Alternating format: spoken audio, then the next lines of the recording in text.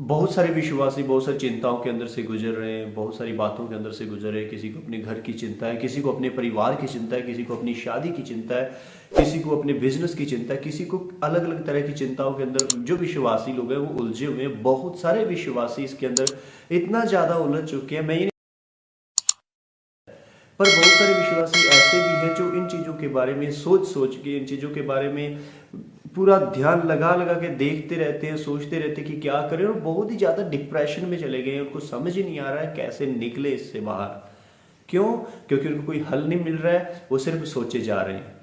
मैं एक बाइबल का अध्याय आपके साथ शेयर करने के लिए जा रहा हूँ, और अगर विश्वासी सच में, मैं चैलेंज करता हूँ इस बात को कि अगर विश्वासी सच में इस अध्याय को समझ जाएं, इस बात को समझ जाए जो यहाँ पर लिखी हुई मैं आपको दिखाने वाला हूँ, कोई भी विश्वासी किसी भी तरह की चिंता के अंदर नहीं रहेगा, किसी भी तरह की परेशानी के अंदर नहीं रहेगा। वो हमेशा अपने आप को खुश रखेंगे, अपने आप को आनंदित रखेंगे, सिर्फ और सिर्फ परमेश्वर की संगति में, हजूरी में, उसके वचनों में रह के। तो मैं ये अध्याय ज़्यादा टाइम वेस्ट ना करता हुआ आपके बीच में शेयर करने के लिए जा रहा हूँ। जब आप मत्ती 6 अध्याय उसकी 24 आयत से लेके 34 आयत तक पढ़ते हैं, वह इस तरह से लिखा है।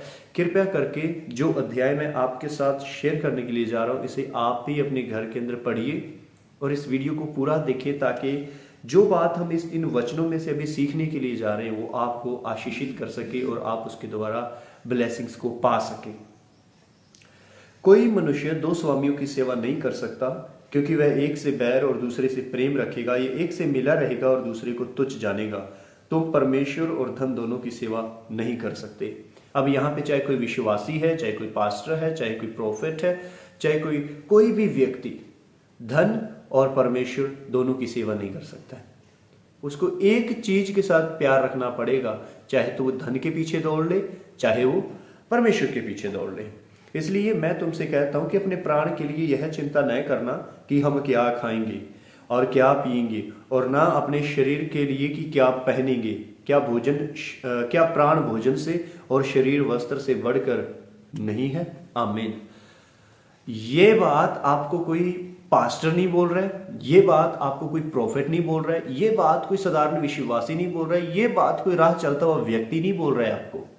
ये बात जो हम यहां पे पढ़ रहे हैं, ये उद्धार करता प्रभु यीशु मसीह बोल रहा है।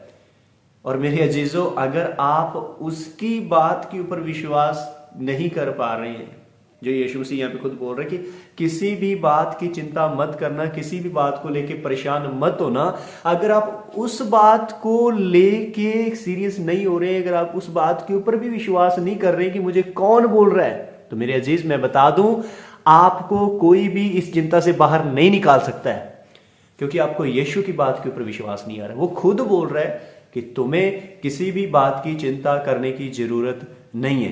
पर हमारी हालत उस व्यक्ति की तरह हो गई है जो जानता सब कुछ है, पर वचन के ऊपर विश्वास करना नहीं चाहता, यीशु के ऊपर विश्वास करना नहीं चाहता कि वो क्या कह रहा है।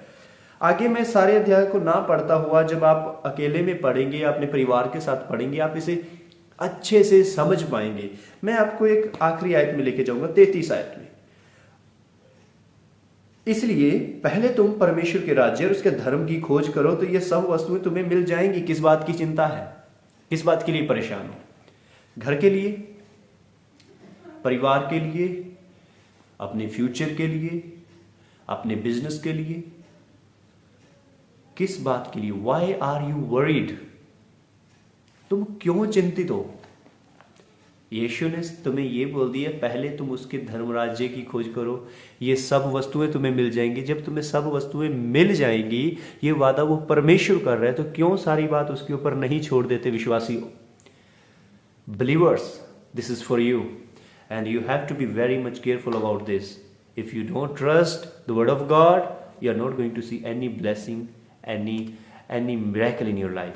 Because if you believe in the word of God, you will have great things. Jesus say, if you believe, you would see great things in your life.